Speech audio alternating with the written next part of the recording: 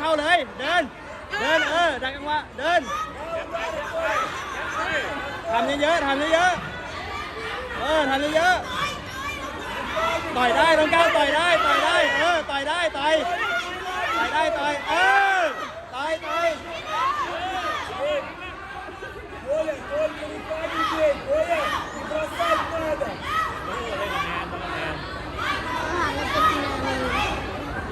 น้องก้าวเดินทำได้แล้วต่อยได้ทำได้มั่นใจมั่นใจบอลลงกดบอลลงนี่คุณต่อสอนกด